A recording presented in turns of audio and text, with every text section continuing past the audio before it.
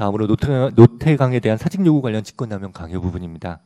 이 부분 공사실의 요지는 피고인이 문체부 공무원으로 재직 중이던 노태강을 그의 의사에 반해서 사직하도록 해서 직권을 남용하고 강요했다는 내용입니다.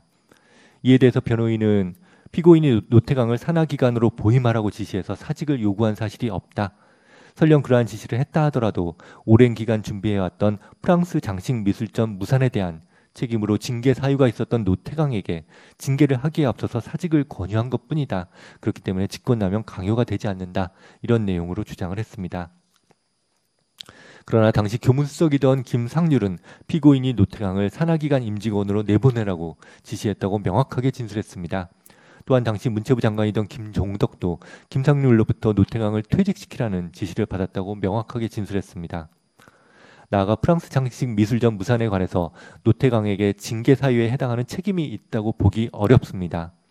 나아가 설령 노태강에게 징계 사유에 해당하는 책임이 있다 하더라도 의사에 반해서 면직당하지 않도록 법률에 의해서 신분이 보장되는 공무원인 노태강에게 사직서 제출을 강요해서 사직하도록 한 것은 직권을 위법부당하게 행사한 것으로서 직권남용에 해당한다고 충분히 인정할 수 있다고 판단됩니다. 나아가 노태강은 당시 문체부 인사 담당자로부터 사직서 제출 요구를 받으면서 그 요구가 장관 윗선의 지시라는 취지의 말을 들었습니다. 또한 종전에도 노태강은 대통령인 피고인이 자신을 직접 나쁜 사람으로 지목하면서 인사조치를 지시해서 좌천되기도 한 경험을 가지고 있습니다. 또한 노태강은 이 법정에서 사직서 제출을 거부할 경우 자신뿐만 아니라 동료 부하 직원들에게까지 피해가 갈 것이 걱정되어서 사직서를 제출할 수밖에 없었다. 이런 취지로 진술하기도 했습니다. 이런 사정들을 종합해보면 피고인이 노태강에 대해서 사직을 요구한 것은 노태강으로 하여금 그 요구에 응하지 않을 경우 또 다른 불이익을 당할 위험이 있다는 불안감을 일으키게 해서 사직을 강요한 것으로 보기 충분하다고 판단됩니다. 따라서 노태강 사직 요구 관련 이 부분 공사실은 직권남용뿐만 아니라 강요 부분도 모두 유죄로 판단을 하도록 하겠습니다. 다음으로는 문체부 1급 공무원에 대한 사직 요구 관련 직권남용 강요 부분입니다. 이 부분 공사실의 요지는 피고인이 최규학, 김용삼, 신용원 등 문체부 1급 공무원 3명에게 사직서 제출을 요구해서 사직하도록 함으로써 직권을 남용하고 강요를 했다는 취지입니다. 이에 대해서 변호인은 피고인이 위 세 사람의 사직서를 받도록 지시한 사실이 없다. 또한 1급 공무원의 경우 신분 보장이 되지 않기 때문에 1급 공무원에게 사직하도록 하였다고 하더라도 직권남용이나 강요가 되지 않는다. 이런 취지로 주장을 하였습니다. 먼저 피고인이 세 사람의 사표를 받으라고 지시했는지에 대해서 보겠습니다. 당시 문체부 장관인 김종덕은 당시 청와대 인사수석이 전화를 해와서 그 3명의 사표를 받으라고 지시했고 이에 김기춘 비서실장에게 전화해서 재고를 요청했지만 김기춘 역시 사표를 받아야 한다는 취지로 말했다고 명확히 진술했습니다.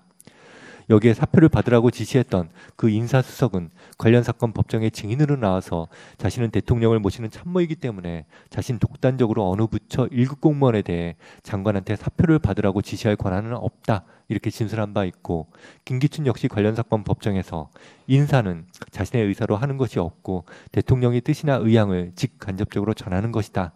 이렇게 진술한 바 있습니다.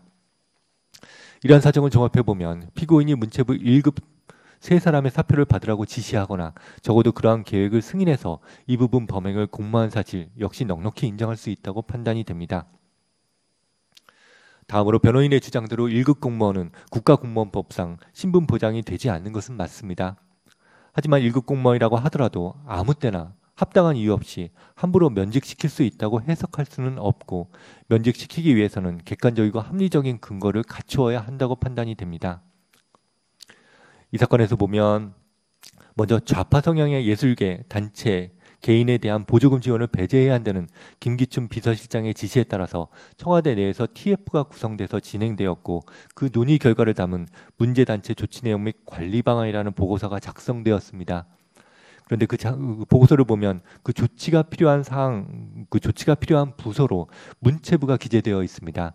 이어서 기재된 내용을 보면 문체부 공무원들이 문학의 좌파 인사들과 친분에 의한 유대감이 형성되어 문제단체 지원을 관행적으로 인식하고 있고 간부 공무원들의 개선 의지가 부족하다.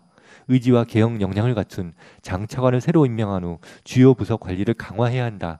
이런 취지의 기재가 있습니다. 그 보고서가 비서실장과 피고인에게 보고된 후 실제로 약 2달 만인 2014년 7월경 블랙리스트 집행에 소극적이라고 알려졌던 유진용 문체부 장관이 경질이 됐습니다. 그리고 이 사건에서 면직된 최규학, 김용삼, 신용원 등 1급 공무원 3명은 모두 유진용 장관과 뜻을 같이 하는 공무원으로 알려져 있었고 역시 모두 블랙리스트 집행에 소극적인 공무원들이었습니다. 또한 당시 문체부 차관은 그 세 사람을 포함한 총 5명의 문체부 1급 공무원의 사직서를 받았습니다. 그런데 그중 블랙리스트 집행에 소극적이었던 그 세 사람에 대해서만 사직서가 수리된 사정도 있습니다. 또한 위 세 사람에게 그 즈음 특별한 업무상 과오가 있었다고 볼 만한 사정도 없고 그 다음에 문체부에서 장관과 차관이 교체된 직후 실장급 공무원들을 한꺼번에 면직하는 것은 매우 이례적인 인사 조치였습니다. 이러한 재반 사정을 종합해보면 위 세 사람에 대한 사직서 제출 요구는 객관적이고 합리적인 사유 없이 주로 그들이 위법한 블랙리스트 실행에 소극적이라는 사정을 이유로 자의적으로 이루어진 것이라고 볼 수밖에 없습니다. 따라서 피고인이 그 세 사람에 대해 사표를 받으라고 한 것은 직권을 위법하게 행사하여 직권을 남용한 것이라고 보기 충분하다고 판단이 됩니다. 나아가서 면직당한 위 세 사람은 사직서 제출 요구가 청와대의 요구임을 잘 알고 있었고 노태강 등이 대통령의 지시로 대기 발령 상태로 있다 좌천되는 것을 옆에서 지켜본 경험도 있었습니다. 또한 세 사람 모두 사직서 제출을 요구할 경우 자신뿐만 아니라 문체부 전체가 힘들어질 수 있다는 생각에 사직서를 제출할 수밖에 없었다. 이런 내용으로 진술하고 있는 점, 이런 재반 사정을 종합해보면 피고인이 세 사람에 대해서 사직서 제출을 요구한 것은 그들로 하여금 그 요구에 응하지 않는 경우 또 다른 불이익을 당할 위험이 있다는 불안감을 일으키게 해서 사직서 제출을 강요한 것으로 볼 수 있다고 판단이 됩니다. 따라서 이 부분 문체부 1급 공무원에 대한 사직 요구 관련 직권남용 강요 부분 역시 모두 유죄로 인정하도록 하겠습니다. 다음은 문화예술계 지원배제 이른바 블랙리스트 관련 부분입니다. 이 부분 공사실의 요지는 피고인이 김기춘 비서실장 등 청와대 참모진과 문체부 공무원 등과 공모해서 자의적으로 좌파 성향의 문화예술인 등에 대한 지원 배제와 선정 배제를 하는 과정에서 독립적으로 운영돼야 될 예술이, 영진이, 출판진흥원 등의 임직원으로 하여금 위원회 등의 지원심사, 선정심사 등에 부당하게 개입하도록 하여 직권을 남용하고 강요했다는 내용입니다. 김기춘은 비서실장으로 취임한 다음에 비서실장 주재, 수석비서관 회의 등에서 좌파 성향 또는 정부 비판에 동조하는 문화예술계, 개인 단체 등에 대해 정부 보조금 등을 지원하는 것은 부적절하다고 여러 차례 강조하면서 그 실태를 조사하고 지원 배제 등 대책을 강구하도록 여러 차례 지시를 했습니다. 이에 청와대에서는 정무수석 주관 하에 TF를 구성해서 대책을 논의한 끝에 좌파 및 정부를 비판하거나 정부에 반대하는 문화예술계, 개인 단체 등에 대한 정부 보조금 지원을 차단하기 위한 기준과 계획 및 방안을 마련한 문제단체 조치 내용 및 관리 방안이라는 보고서를 작성해서 비서실장과 피고인에게 보고하였습니다. 그 시기를 전후해서 청와대의 이런 기조 아래 다양한 지원 배제 명단 또는 지원 배제 지시가 청와대로부터 문체부로 하달되었고 다시 예술이, 영진이, 출판진흥원 등 문체부 산하기관으로 하달되어서 결국에는 문예, 영화, 도서 등 다양한 분야의 문화예술 개인 단체 또는 작품에 대한 지원 배제 또는 선정 배제 등이 이루어졌습니다. 이 부분 공사실에 대한 변호인의 가장 중요한 주장은 이와 같은 특정 문화예술 개인 단체에 대한 지원 배제와 관련해서 피고인은 어떤 보고도 받지 않았고 지시를 한 사실도 없다는 것입니다. 그러나 관련 청와대 수석비서관들의 증언, 그 다음에 청와대에서 발견된 수석비서관 회의 관련 자료 등 증거들을 종합해보면 피고인이 앞서 설명한 문제단체 조치 내역 관리 방안과 같은 좌편향 문화예술계 개인 단체에 대한 종합적인 배제 기준과 방안을 담은 주요 보고서뿐만 아니라 예술이 책임심의위원회에 대한 좌편향 인사선임 배제, 문제영화 상영 영화관에 대한 지원 배제, 부산국제영화제에 대한 지원 배제 내지 삭감 등 개별적인 지원 배제 관련 사항도 서면 보고나 대통령 주재 수석비서관 회의 등을 통해서 보고를 받은 사실, 피고인이 그와 같은 보고를 받고도 이를 중단하라는 별도의 지시를 한 바는 전혀 없는 사실을 인정할 수 있습니다.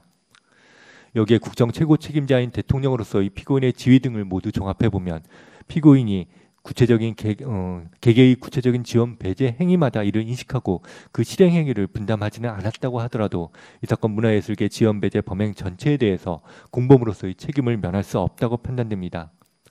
또한 피고인에게 보고되고 실행된 문화예술계 지원 배제의 대상에는 정부와 다른 이념적 성향을 가지고 있거나 정부를 비판하거나 반대하는 입장을 지지하는 개인 단체가 다수 포함되어 있습니다.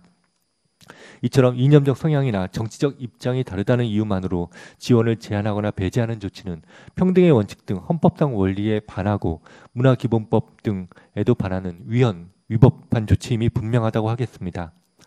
따라서 피고인이 비서실장 등 청와대 참모진 등과 공모해서 문화예술계 지원 배제를 계획하고 실행한 것은 대통령의 직권을 위법부당하게 사용해서 직권을 남용한 것으로 인정하기 충분하다고 판단이 됩니다. 나아가서 청와대와 문체부로부터 이런 지원 배제 지시를 받아 실행할 수밖에 없었던 예술이 등 산하기관 임직원의 경우 소속기관이 모두 문체부의 직접적인 지휘 감독을 받거나 문체부로부터 받는 예산 지원으로 운영됐던 공공기관이었던 점, 문체부 공무원으로부터 배제 지시에 불응하면 사업 자체가 폐지될 수도 있다. 이런 종류의 말을 듣기도 한 점 등에 비추어 보면 그 지원 배제 지시에 불응할 경우 자신 또는 소속기관이 어떤 부당한 불이익을 받을 위험이 있다는 그런 불안감 때문에 하달되는 지원 배제 지시를 거부하지 못하고 이행할 수밖에 없었던 것으로 보입니다. 따라서 문화예술계 지원 배제 지시를 공모한 피고인은 강요죄의 책임도 면할 수 없다고 판단이 됩니다. 다만 이 부분 공사실 중에 문예기금 지원 심의 등 부당 개입 부분의 일부 직권남용 강요 부분은 검찰이 제출한 증거만으로는 산하기관 임직원이 공사실에 기재된 의무 없는 일을 하였음을 인정할 증거가 없어 일부 무죄로 판단을 하고, 또한 예술이 책임심의위원 선정 부당 개입 부분 중 강요죄 부분 역시 그 범행 시기가 문화예술계 지원 배제 범행의 초기 단계여서 해당 예술이 담당자들이 문체부 공무원들의 요구에 겁을 먹어서 지원 배제 지시를 이행한 것으로 단정하기 어려운 점 등을 고려해서 강요죄 부분은 무죄로 판단하도록 하겠습니다. 다만 관련된 다른 부분의 직권남용 강요죄를 모두 유죄로 판단하는 바이므로 별도로 주문해서 무죄를 선고하지는 않도록 하겠습니다.